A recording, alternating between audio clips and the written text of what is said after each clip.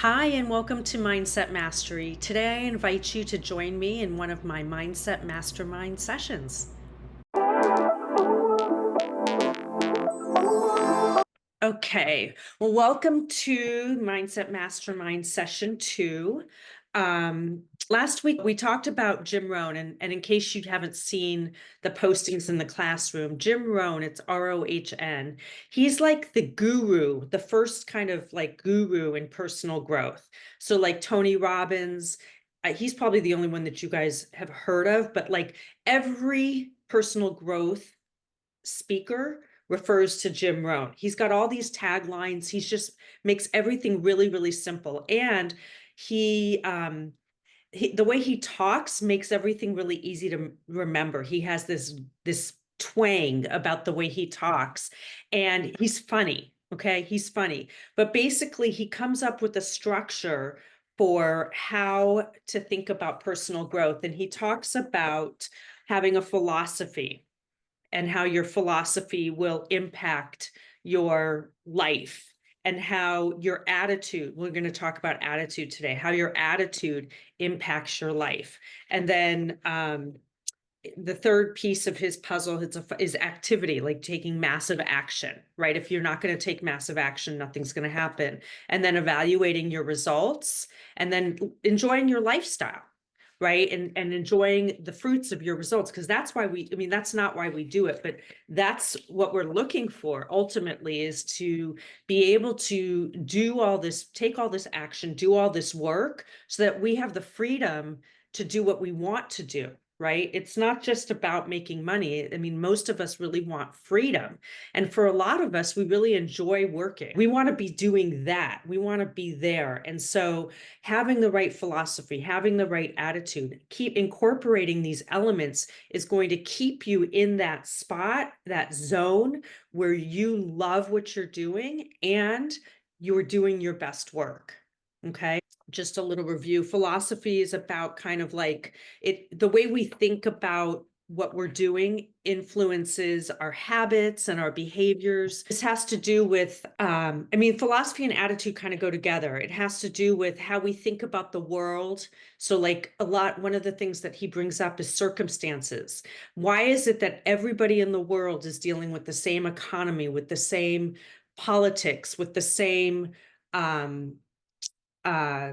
culture? The outside influences are the same, and yet some people thrive and some people don't.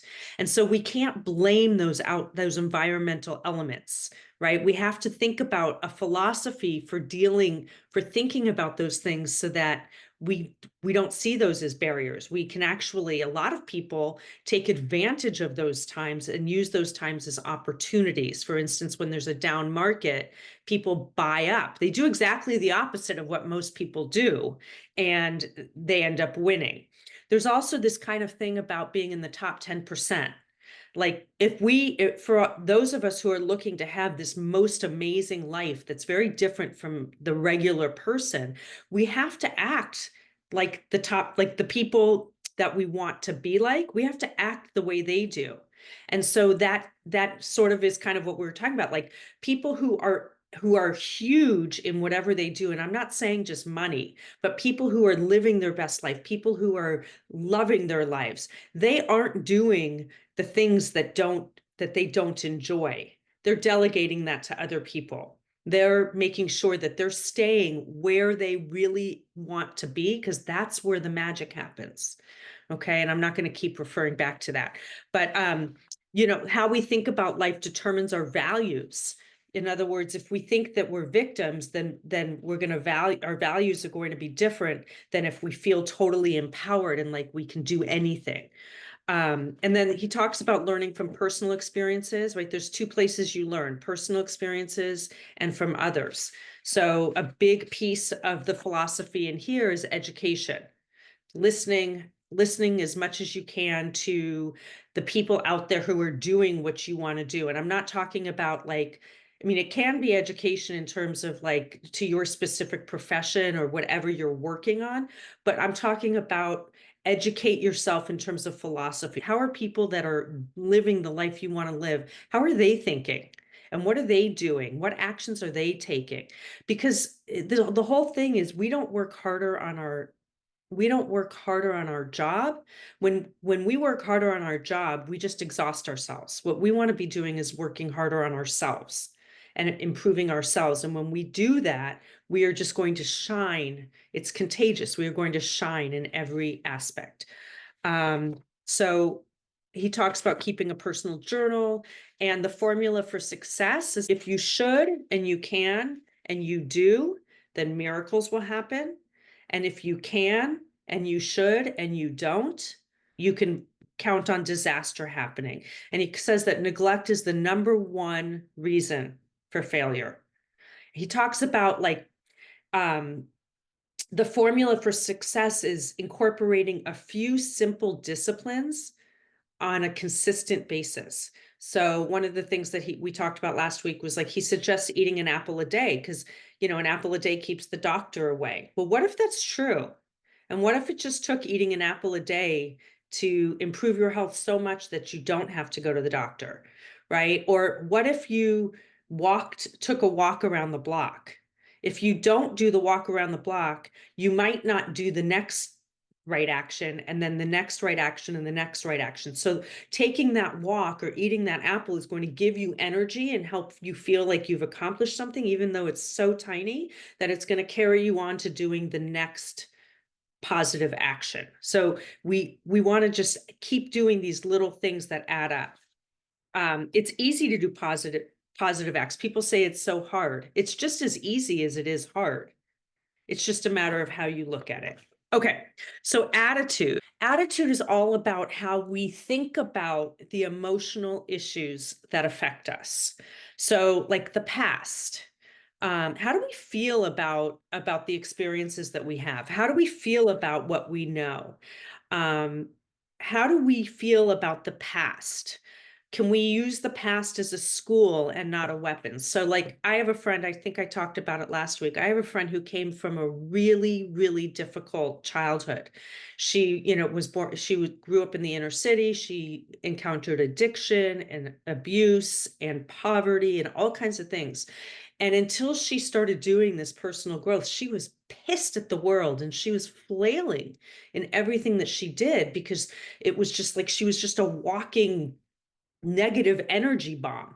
And when she was able to do the work and kind of work out her past, instead of seeing herself as a victim, she started to think about her childhood as boot camp for being an adult.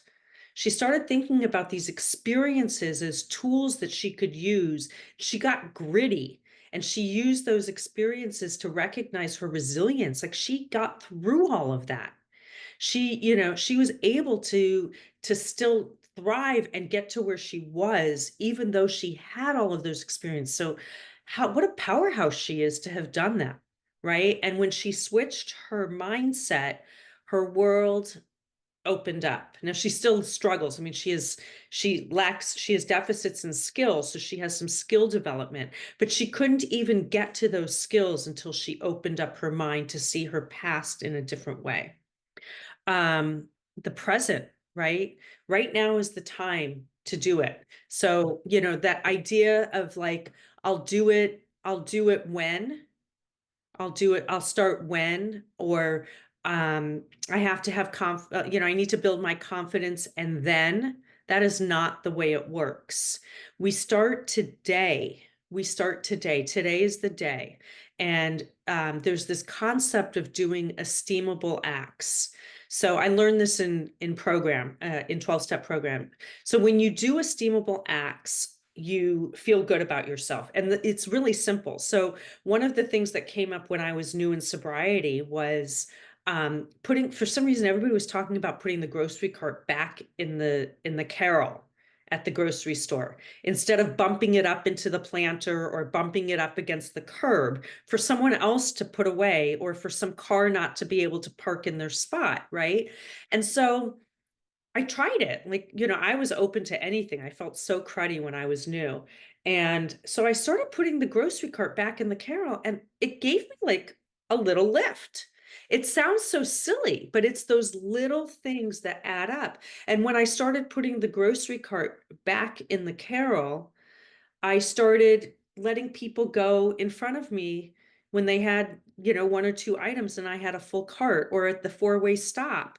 I let the person who maybe got there right, at the same time as me, I always let them go first. Like, what do I care? And it gives me like this little boost. And so it's those little things. Today's the day to start doing those things. Today's the day, if it's really hard with eating, but like eating healthy, today's the day. Maybe if you're not ready to commit to a full-blown diet, which I don't, that's a whole nother issue, but maybe today you can eat an apple, or maybe today you can have an extra serving of vegetables, or eat vegetables if you don't. And just doing those little things makes today different, and it'll help push you to the next level. And then the future. It's all about designing a better future. And we grow up, we talk about goals when we're young. We talk about goals, and we talk about setting goals, and, writing them down, and SMART goals, which are really important, having them specific and measurable and attainable and realistic, and then time bound, right? We want to set a time. But part of setting goals is actually being able to see yourself accomplishing it, believing that you can do it. And there's this saying that so many people say, that if you can think it, you can do it. Your brain would not allow you to think it if you weren't able to do it. And so it's today starting to do these little steps. Every little step that you take, even putting the grocery cart back in the carrel, takes you towards whatever your goal is. And we're going to talk about visioning and goal setting, but starting to think about that better future and thinking that things are possible. It creates some excitement and anticipation about the day. So he talks about, the future carries a price tag. Like, the people who are in the top 10%, they don't just land there, and they do things to get there. They work on themselves, and they take massive action. And so that's really the reason that this group meets once a week, is because if you want to get to where, this whole thing was kind of premised on me sharing my experience. I met once a week with my group, and I really believe that that's really what made it so compelling and so effective, was that I was in it. I was in it constantly. It was like, once a week. It felt like a long time, actually, to me, since the last meeting until this meeting.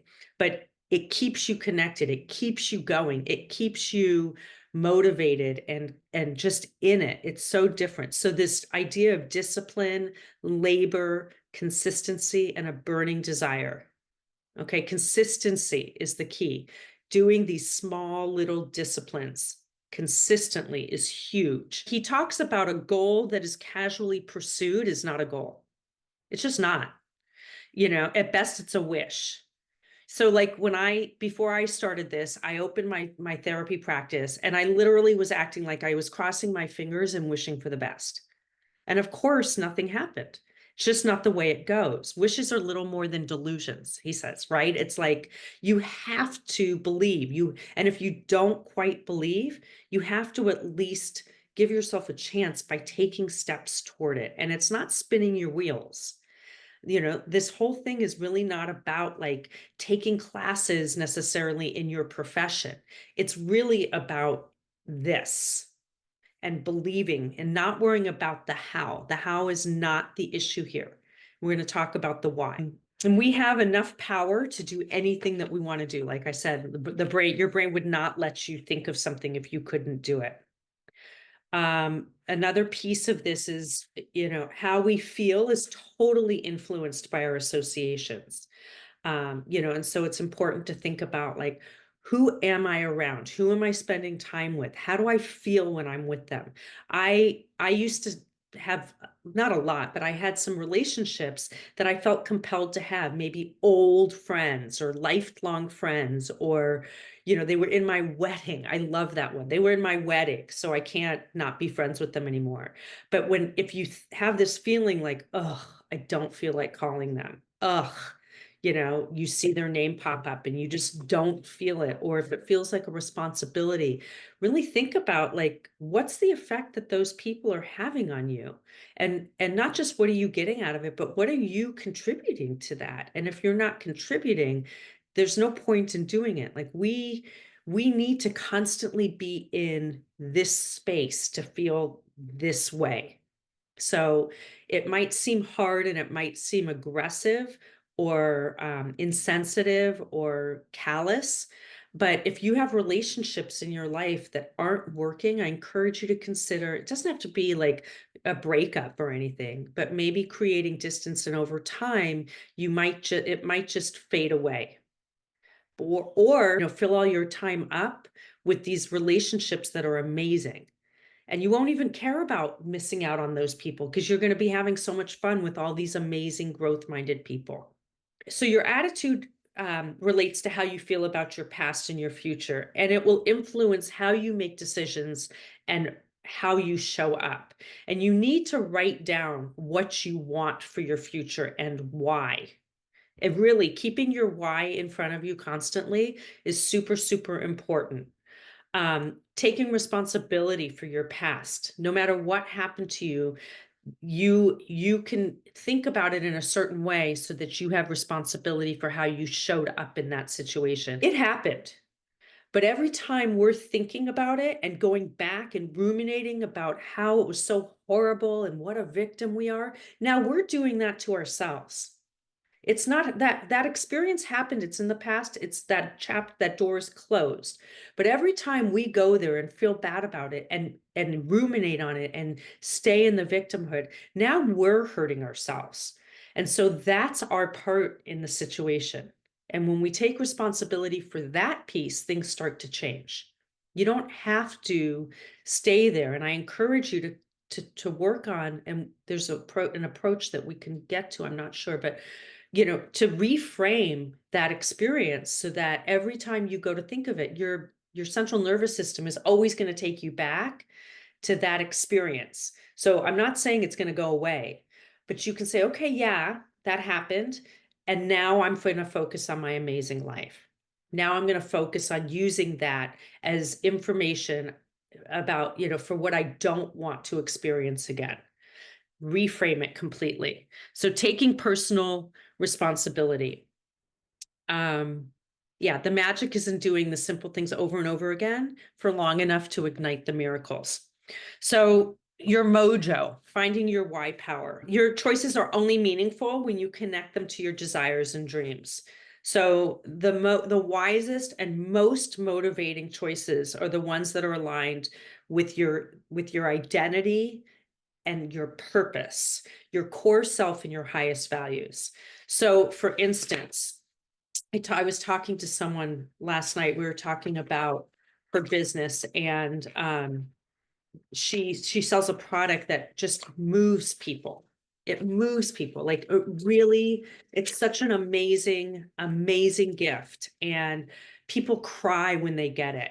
And, we were talking about her why, and she's like, I want to be big. I want to be in every single store. I'm like, why?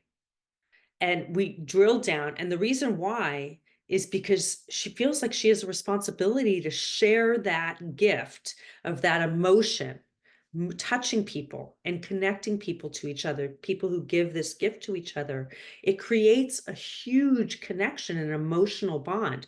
That's the why. And so when it was about making money, it was one thing. It's really hard to get to work when it's all about making money. But when she realized that it's about connection, all of a sudden she got like super excited about going big, and all the work started to feel really exciting and easy. So you have to have a meaningful why that is in alignment with your core values. And that'll make you want to make the changes. It has to be fantastically motivating to you.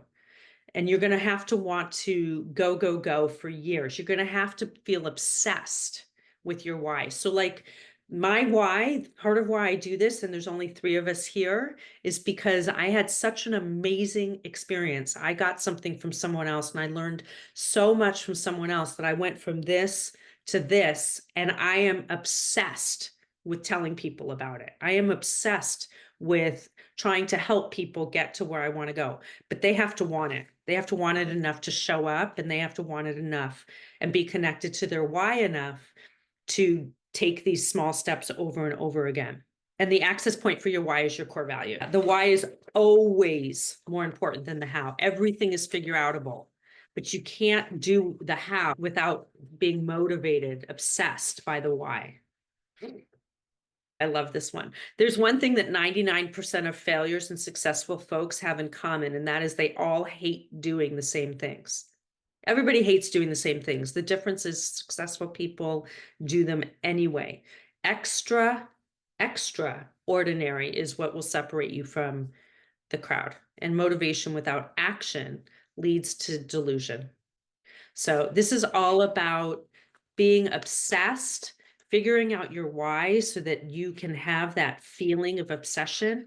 I can't even tell you, it's like I wake up and I can't wait to get here. Like I get in here and I start talking about the stuff and I'm like, living an expansive life requires you to do these small disciplines consistently. And the thing that differentiates somebody who lives like that and somebody who lives like this is whether or not they do those things. I hope you guys have a terrific, terrific weekend. And that's it.